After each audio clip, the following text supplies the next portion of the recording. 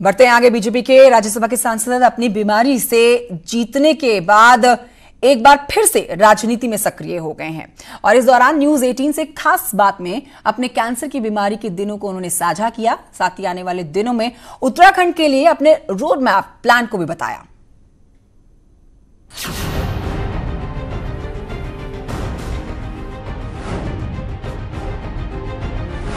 अपने मजबूत हौसले से बीमारी को हराकर दिल्ली वापस लौटे हैं। हमारे साथ हैं आज बीजेपी के उत्तराखंड से राज्यसभा सांसद और बीजेपी के मीडिया प्रमुख अनिल बलूनी जी।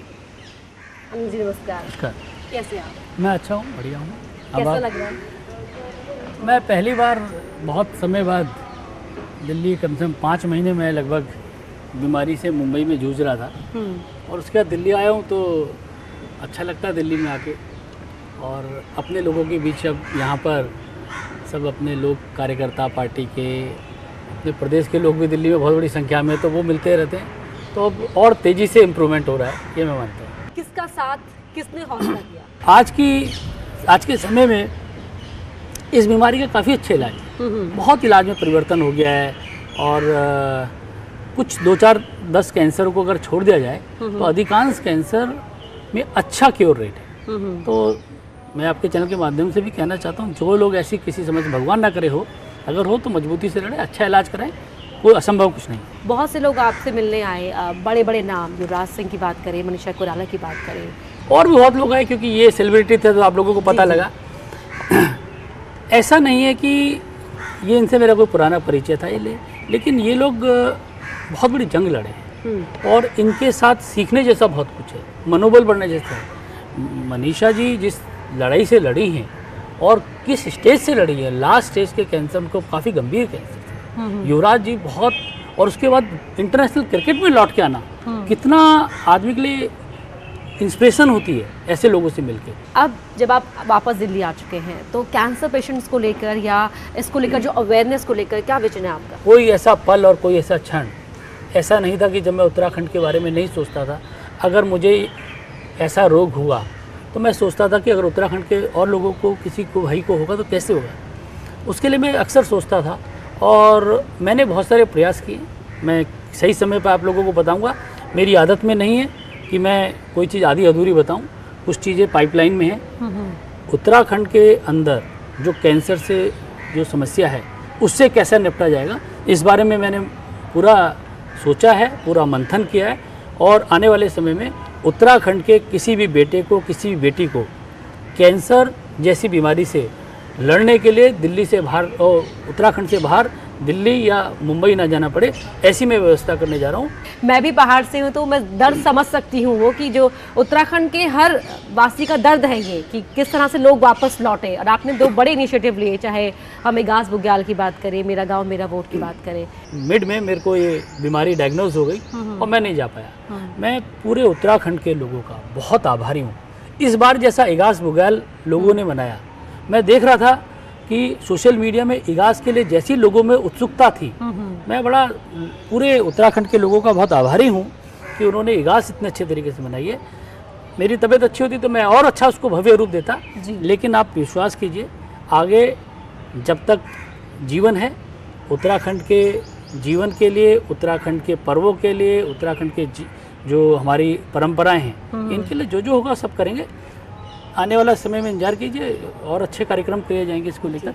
पहाड़ दोबारा से रौनक पहाड़ों पे हो, गुलजार दोबारा से पहाड़ों, ऐसा कुछ। अभी हाल ही में तो देवस्थानम बोर्ड को लेकर भी काफ़ी शिकायतें सामने आई, वहाँ पे जो हक हुकूकधारी हैं वो परेशान हैं, अब कोर्ट में भी केस चला गया है, उस पर आप क्या कहेंगे? देखिए, कुछ बातें ऐसी होती हैं कि जो अगर मुझे कोई चीज़ ठीक नहीं लगती है तो उसके लिए प्रॉपर पार्टी के अंदर प्लेटफॉर्म है।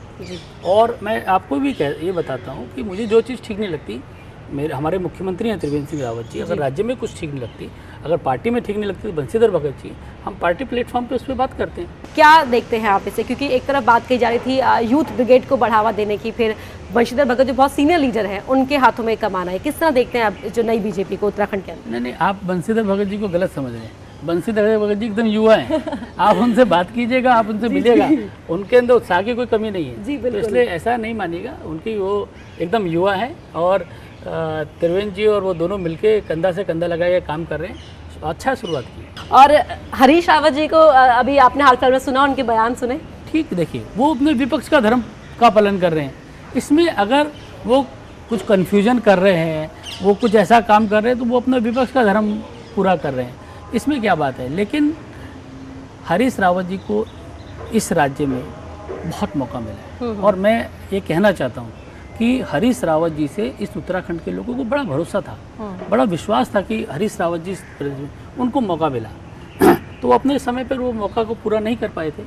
और अब इस तरह की बयानबाजी से तो वो अपना विपक्ष का धर्म पूरा कर रहे हैं। अपना कुछ हमारे यहाँ कुछ कन्फ्यूजन क्रिएट करना रहता है, लेकिन हमारे यहाँ कोई कन्फ्यूजन है नहीं और कभी कोई कन्फ्यूजन होने वाला भी नहीं। जिस तरह से टीम एफर्ट से हमारे यहाँ काम हो रहा है, उसमें मुझे नहीं लगता कि इस तरह के कहने से आप लोगों के लिए ज़रूर कुछ दिनों के लिए चटखारे के लिए खबर मिल जाती है, लेकिन इससे भारतीय जनता पार्टी की जो सरकार है, जो त्रिवेंद्र सिंह रावत जी के नेतृत्व में काम कर रही है, उसके विजन में, उसके काम करने में कहीं असर नहीं आएगा। अनिल जी, एक और सवाल कि 3 साल का वक्त और कैबिनेट विस्तार को लेकर कोई स्पष्ट राय सामने नहीं आई या कुछ ऐसा विजन खुलकर सामने नहीं आ पाया? मेरा ये मानना है कि मुझे पूरी जानकारी नहीं है, लेकिन ये राज्य सरकार को तय करना है। मुझको लगता है उस समय पे तय करेंगे, मुख्यमंत्री जी तय करेंगे, उनका प्रोरोगेटिव है, उनका विशेषाधिकार है, वो जब तय करेंगे तो ये होगा और वो जब आवश्यकता समझेंगे तो जरूर होगा। लेकिन इसमें कोई हस्तक्षेप किसी और का नहीं होता है। फर्स्ट स्टेप की बात करें अब आपके लौट कर आने के बाद उत्तराखंड को लेकर, इस दौरान मैंने बताया ना, मैंने एक एक पल उत्तराखंड के लिए सोचा है। क्या मैं एक सांसद के रूप में क्या मेरा विजन होना चाहिए। मैं इंफ्रास्ट्रक्चर पर बहुत सारे काम मैंने सोचे कैसे उत्तराखंड के लिए काम करना चाहिए, और मैंने कैंसर पेशेंट्स की बात आपको बताई जी। मैं रेलवे के बारे में आपको कुछ काम करने जा रहा हूँ।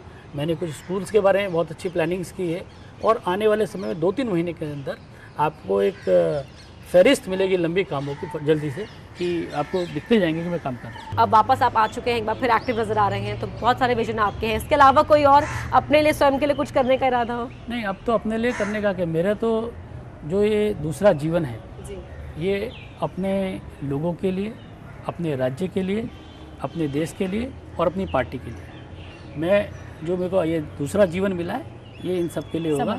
अपने लिए अब नहीं, अपने लिए कुछ करना। अब तो जो मेरे पास बाकी समय है वो देश के लिए और पार्टी के लिए और राज्य के लिए करना। अनिल जी, बहुत अच्छा लगा आपसे बातचीत करके और आपको स्वस्थ देखकर उम्मीद करते हैं कि आपका स्वास्थ्य आगे भी ठीक रहेगा और आपको हम उतने सक्रिय देख पाएंगे राजनीति के क्षेत्र में भी और उत्तराखंड में भी। बहुत बहुत धन्यवाद आपसे। तो ये थे बीजेपी के मीडिया प्रमुख और उत्तराखंड से राज्यसभा सांसद अनिल बलूनी।